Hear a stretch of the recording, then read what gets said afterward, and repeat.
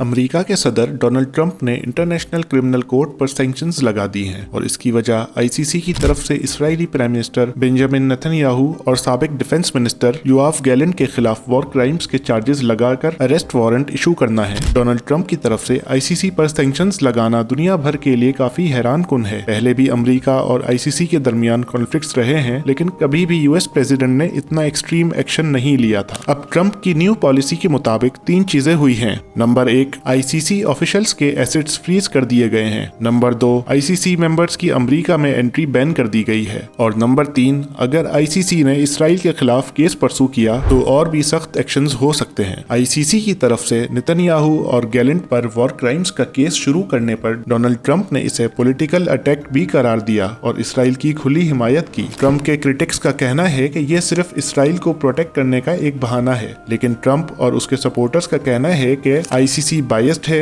और सिर्फ अमेरिका और उसके इत्तेहादियों को टारगेट करता है। इसराइल को अपनी खुद मुख्तारी और सेल्फ डिफेंस का पूरा हक है और आईसीसी एक पावरलेस इंस्टीट्यूशन है जो सिर्फ कमजोर ममालिक को टारगेट करती है। लेकिन कुछ एनालिस्ट का कहना है कि ट्रंप का असल मकसद इसराइल नहीं बल्कि ग्लोबल जस्टिस सिस्टम का खात्मा है। डोनाल्ड ट्रंप ने उससे पहले भी अफगानिस्तान में यूएस वॉर क्राइम्स की इन्वेस्टिगेशन को ब्लॉक करने के लिए आईसीसी पर अटैक किया था। इस बार भी ये एक ऐसी मिसाल सेट हो रही है जो किसी भी ताकतवर मुल्क को अकाउंटेबिलिटी से बचाने के लिए इस्तेमाल हो सकती है। अब दुनिया के सामने एक बड़ा सवाल है, ट्रंप इंसाफ के साथ है या वॉर क्रिमिनल्स के साथ? ट्रंप का कहना है कि आईसीसी के पास किसी भी मुल्क के लीडर्स को प्रोसिक्यूट करने का हक नहीं है, लेकिन ह्यूमन राइट्स ऑर्गेनाइजेशन और आईसीसी के सपोर्टर्स का कहना है कि अगर पावरफुल लोग अकाउंटेबिलिटी से बचने लगे तो ये सिस्टम कभी भी काम नहीं करेगा। अगर ट्रंप का आईसीसी के खिलाफ ये स्टैंस कामयाब रहा तो इसका इम्पैक्ट ये हो सकता है कि ताकतवर ममालिक जैसे अमेरिका और इसराइल को किसी भी वॉर क्राइम का जवाब नहीं देना पड़ेगा। आईसीसी की क्रेडिबिलिटी बिल्कुल खत्म हो जाएगी और छोटे और कमजोर ममालिक के लिए भी